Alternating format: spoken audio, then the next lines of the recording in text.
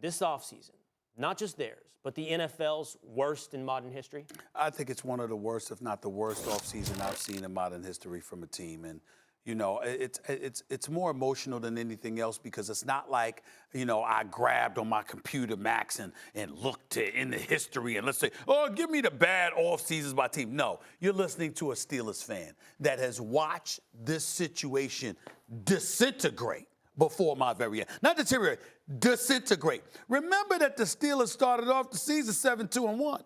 I mean, a total and utter collapse. I mean, you can't make this stuff up. I mean, you've got an all-world, all-purpose back that sits out and basically boycotts the season rather than play for them, okay?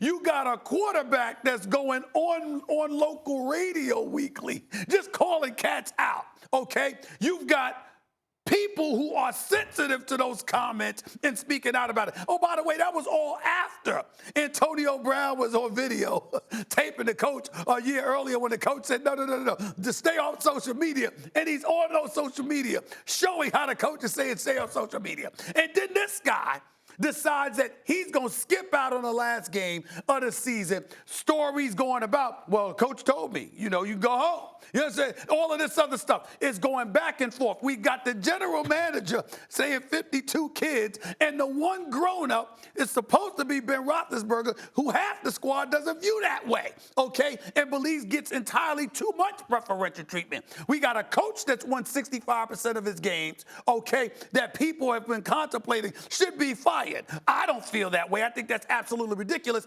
But the point that I'm trying to make is the only person that has been safe from scrutiny is the Rooney family, only because they're the Rooney family. Everything else that has been touched, any Steelers tentacle that you could point to, everything has been just as eroded before our very eyes. Okay. It's hard to believe. They had a bad offseason, but let me calm you down for a second. I'm going to give you an alternative just this year. Sure. Let's start from the top. Rooney family, you happy that they're the owners of your favorite franchise? Yes or no, Stephen A.? The Rooney family. You got to ask me that now? I do. I would say, yeah, I guess so, because I'm not going to ignore the history, but I don't like it now. I don't like that question now. Has Kevin Colbert had a good track record as a GM? Has he put together that's history, yeah. I'm talking about now. You got a good GM. How's Mike Tomlin as a coach? Oh, you know how Super Bowl coach, you got a coach. How's the quarterback, Ben Roethlisberger? He's still good? Yeah. Okay, so you have ownership, GM, coach, head coach, and quarterback. Check. Okay, now, Juju Smith-Schuster, do you have a number one wide receiver? You have a number one wideout? Okay. You have an offensive line? Yeah. You have a defense now? I don't know about that. How's James Conner? How's James Conner as a running back? Solid? Solid. And by the way, you don't have cap problems. You're not paying someone else. You don't have all these dead cap hits. You have 2/3 and a fifth, which is not enough compensation for what you lost. But speaking of Juju Smith-Schuster, maybe some good juju on the team now, right? Like maybe feelings are better. Not the worst offseason ever. However, my New York Football Giants. Mm-hmm. They had Saquon Barkley and Odell Beckham Jr. and the 6th pick in the draft to deal with, to bring in a quarterback. By the way, Nick Foles is a free agent this year. They weren't actually that far away if they wanted to go for it or if they wanted to strip it down and rebuild. Don't give Odell the guarantee to pay him to play for someone else. Mm-hmm. Instead, not only do they do all that, they just signed Golden Tate for $37.5, $23 million guarantee. Golden Tate, he's pretty good, though he plays the same position as Sterling Shepard, both in the slot, right? So Gettleman is apparently trying to win like 7 games, 6 games, 6 or 7, because they won 5 last. They almost won 6. It took a miracle throw by Dak to even keep them in the 6th slot in the draft. So meaning the Giants have given up hope for being great anytime in the near future, but they're trying to be good enough so that they may never get their quarterback. And they're paying money. They don't even have that much money to spend because they're paying Odell to play for the Browns. This is what's known as a disastrous offseason. They don't have the GM, mm-hmm. they don't have the coach, mm-hmm. and they don't have the quarterback. Well, here's my argument. The GM was there last year, okay? The coach was there last year. Saquon Barkley is still there.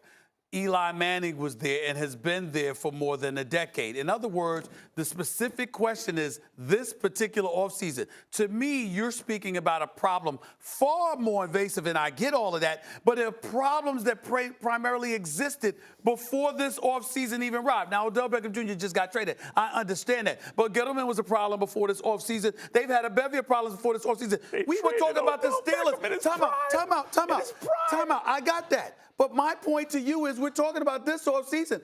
The Steelers were Super Bowl contenders, and they were 7-2-1 and collapsed. And we saw what has happened. This is a disaster that has taken place before our very eyes. That is my point. I'm not saying your points are wrong. I'm saying other than Odell Beckham Jr. getting traded, those problems existed before this season. The Steelers have collapsed since. Antonio Brown wanted out.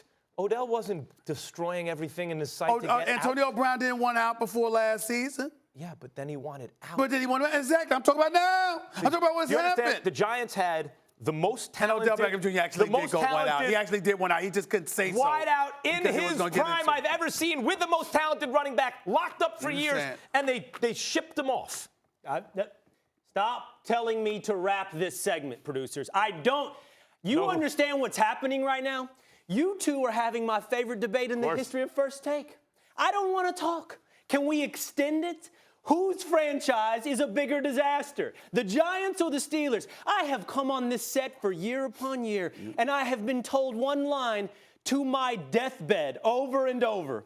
What can go wrong will go wrong. You two have taken your shots at the Dallas Cowboys from day after day to month after month to year after year. I didn't even look at it that way. And today, the Dallas Cowboys are actually better off than my Steelers right now. You two have a debate over who's worse.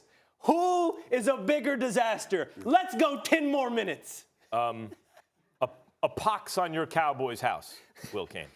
I'm going to tell you who won that debate. At least they still have. I won that debate. At least you still have your coach. We can all take sides in that. God, that was fun.